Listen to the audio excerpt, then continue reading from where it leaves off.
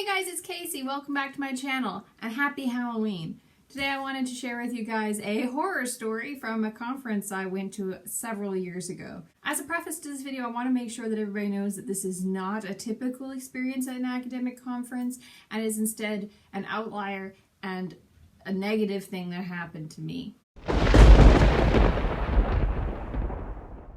As a PhD student, I've been to a lot of academic conferences by now. But something stands out about my first conference in that it started off like every academic's dream and then quickly devolved into an academic nightmare. For those of you who don't know, an academic conference is an event where beforehand a call for papers is posted and people in that field or studying that area submit proposals or abstracts about papers they would like to present to the academic community. If your paper is selected for presentation, you go to the event, you're put on a panel with 3 or 4 other academics, and then you give your paper. You give a presentation about your work and your research, and you share the knowledge that you're working on that isn't yet published with people in the same field, and it's a great way to explore what other people are researching. It's a good way to network. It's one of those events that is a fundamental part of how academia works, and for a lot of universities they provide funding for academics to go to these conferences because it not only helps their faculty make connections with other academics in their field, but it also keeps them up to date on research that's happening. At my very first academic conference, I was an undergraduate, which is not typical. Usually people start presenting at conferences in grad school, often not until partway through their PhD. I was lucky enough to have a supervisor in my master's, who was also my professor as an undergraduate, who encouraged me to submit an abstract for a paper I had written for one of his classes in my 4th year of undergraduate. I'm not specifically going to out what conference this was, although if you have access to my CV or know kind of my academic trajectory, you might be able to figure out where this was. But it was fairly close to home, and I was lucky enough to have my paper chosen to be presented on a panel about women in Joyce. My paper was just very briefly about a minor character in Ulysses called Sissy Caffrey, who I argued was a more important part of the book than most people realized, and I talk about how she is racially coded as kind of this other racialized figure, and why that's important to the themes in the book. The reason I said this story starts out as a dream is because, first of all, I was able to present a paper at an actual academic conference, not just like a colloquium with other students, but like a conference that had major players in the field presenting there. I was on a panel with 3 other amazing academics. I was super prepared. My presentation went really well.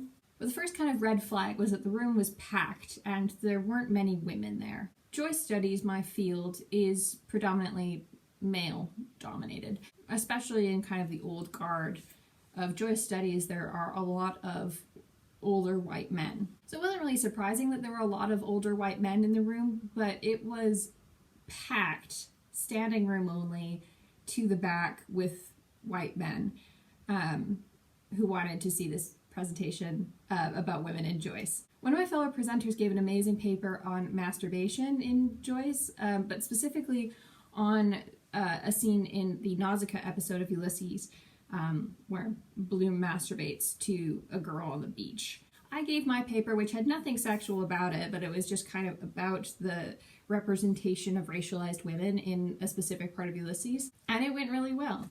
It went so well, in fact, that after our presentations were all done and we'd finished the Q&A, a journal editor hung back to give me his email address so that we could correspond about turning my paper into a published paper, a chapter of a book that he was collecting, and that was amazing. I was basically over the moon. My adrenaline was running high, and I was super stoked that not only had my presentation gone well, but I had been noticed by a journal editor who wanted to put my work in a book. That's like the dream, especially for someone who's young and wanting to go into academia but hasn't actually been a part of grad school yet. I'd been accepted into a master's program at this point, but I was still technically an undergraduate and was about to graduate, so that was super exciting for me. and like a really big deal. But before I was approached by that journal editor, we had the Q&A portion of the presentation where the audience was encouraged to ask questions of the presenters and participate in a discussion and a dialogue about the different papers, how they relate to each other, and then also kind of stretch ideas and spread awareness and that kind of stuff, and clarify any issues they had. Most of the questions were really great and focused on the material in the papers and got the presenters to talk more about their own work, which was really lovely to see. But then there was a question at the end that was kind of awkward and a little bit off topic. A man at the back of the room, who I couldn't see very clearly because again it was packed, it was standing room only, asked the panel to vote whether or not we thought that Molly Bloom is masturbating at the end of Ulysses. He polled the entire audience as well as the panel and asked people to raise their hand if they thought that was a valid interpretation of the text. And so, of course, I raised my hand because I think that's a valid interpretation of the text. It had nothing to do with any of our papers, although one of the papers was about masturbation. It was specifically about Leopold Bloom masturbating to the image of a girl on the beach who raises her skirt for him and gets him excited. I actually don't think any of the papers were even about Molly, which is surprising for a panel on women in Joyce, but I mean, not every topic's going to be able to be covered in 10 to 20 minute presentations. I didn't really think anything of it until afterwards, when I went off on my own after my presentation. There was a good period of time between panels where people could go get coffee and network and talk to each other, but I just needed a minute. Like, I needed a minute to myself. I had just done the biggest thing I had ever done. I'd given a paper to a room full of experts, and one of them had approached me and said, I want to publish your work, and I was, again, over the moon, and my heart was going, and I'd just given this presentation, so my adrenaline was racing, and I was kind of on the verge of a panic attack, but like a good kind of excitement kind of panic attack, just like too much stimuli. I was way overstimulated. But I had like 10 minutes between presentations, so I thought, well, I'm just going to go off on my own and sit down and breathe for a minute, and then I can go to the next thing and watch the next panel. The university where this was held, there was sort of the main area where the conference was happening. There were conference rooms all around, and an area where there was coffee and people were chatting. And I went into this hallway that wasn't well lit. It was kind of dark because it wasn't being used. It was during the summer, so it wasn't being used at that time. And I walked a little bit way down this hallway behind a set of stairs. And in this kind of alcove behind the set of stairs were two kind of big, cushy leather armchairs. And I thought, great, okay, this is where I'm going to sit. So I sat down and I kind of collected myself and I just kind of put my head between my knees and was breathing. And then I see on the floor, because I'm looking down, a shadow approach, and it's not a very well lit hallway, but I can kind of still hear people in the other room talking, and it's really muffled. I'm really kind of out of the way, but the shadow approaches me, and I look up, and there's this man, and he's an older academic. From what I remember, he had white hair and a plaid shirt on. I mean, just kind of a typical older man. There's nothing super distinguishing about him. He came right up to me, but instead of sitting in the chair next to me, which in my mind would have been kind of an appropriate way to approach someone to talk to them, he decided to stand toe-to-toe with me. So he was standing and I was sitting, and this armchair was a little bit like leaned back.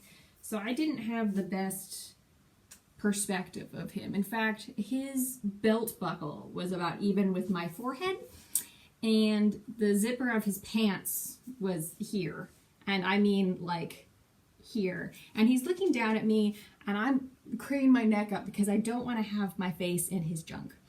I sort of realize now maybe this was a bit of a power move because he was physically boxing me in. I couldn't stand up to like face him face to face, because if I did, I'd literally bonk my face into his junk.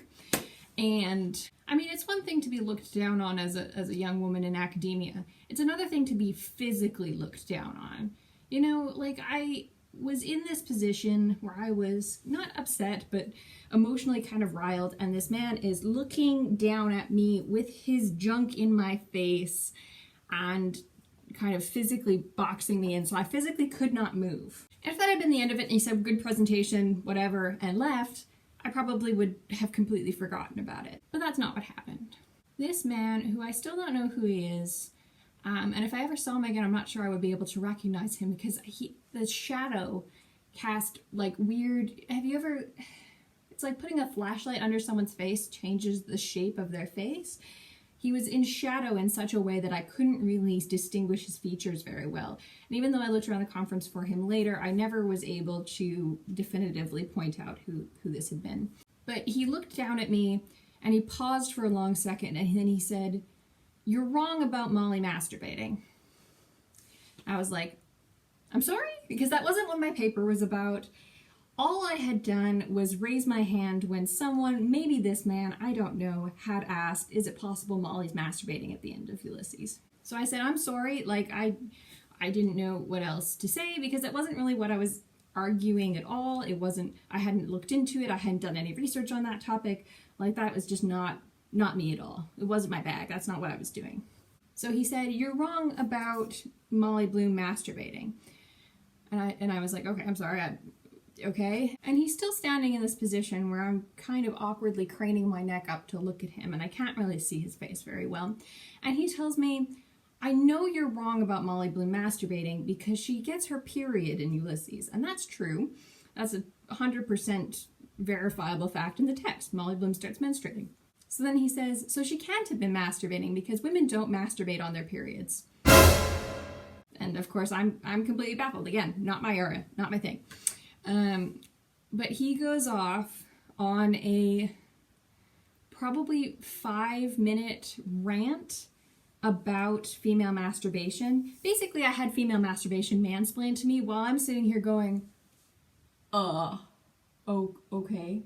Can't leave, can't really do anything, and I'm sitting there in shock while gets kind of more and more agitated, telling me that I'm wrong about Molly masturbating because there are clean sheets that she just put on for her affair with Boylan, and she wouldn't want to get the sheets messy, or the way that women dealt with their periods back then, the menstrual products they had wouldn't allow for, and all this kind of stuff. And he's explaining to me female anatomy and masturbation, and then he says, and this is a direct quote, "And I know that women don't masturbate on their periods because I polled my female students and all of them said that they don't."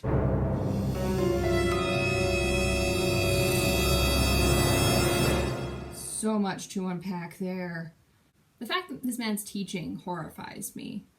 I don't know in what way he polled his female students, whether he asked for a show of hands during a lecture, whether he asked them one-on-one in his office hours, or whether he approached them like he did me and boxed them in a dark corner and demanded that they give him this information about their sex lives. But either way, it is incredibly inappropriate that this teacher, this educator, polled his female students on their masturbatory habits. I didn't really say much of anything during this whole episode. He got kind of angry at me for not defending my position, which I didn't really have anyway, and then stormed off in kind of a huff. And I sat there for like the remainder of the break, and then eventually someone kind of came down the hallway and was like, "Oh, the presentations are starting." And so I went to the next presentation in a bit of a fog. At dinner, I tried to make a joke of what had happened by telling my supervisor about it, and he was really angry. And he asked me to identify the person and we would sort this out and we would report him because this was inappropriate. Not least of all because of the physical position, but because of the topic.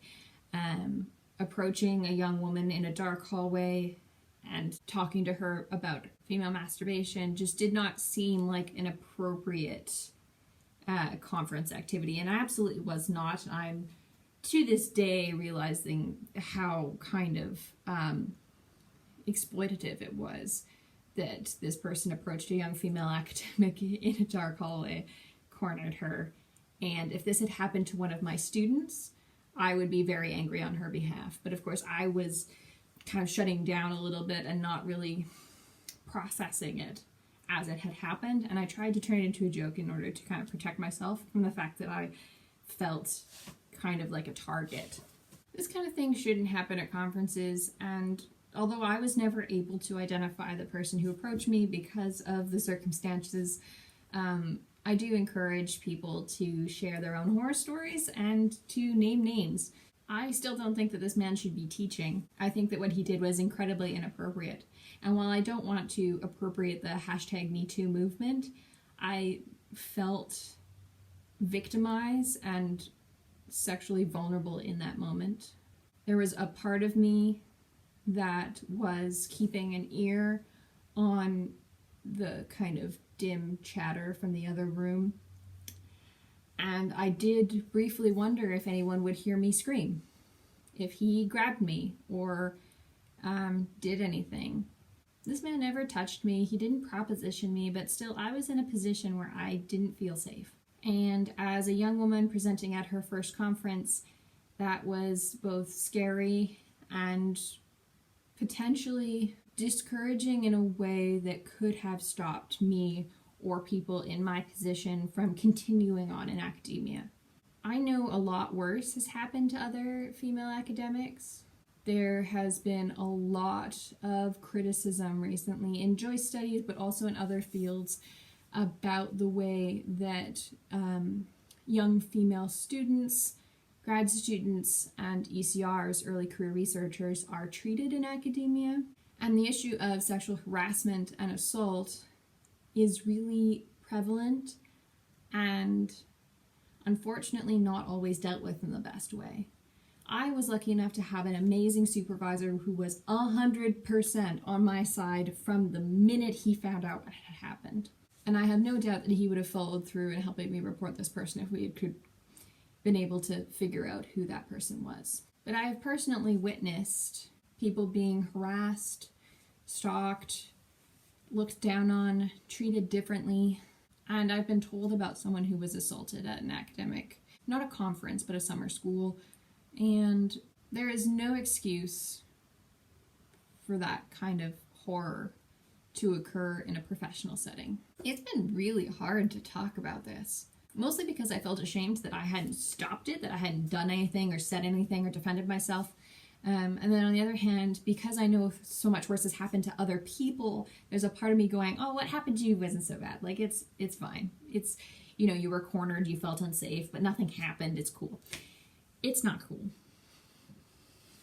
It's not. If that's the worst thing that happens to me in academia, I am glad, but it just shouldn't have happened, and I'm angry, and something needs to be done. I hope you all have a happy and safe Halloween, and that no horrors befall you tonight. Stay safe, everybody.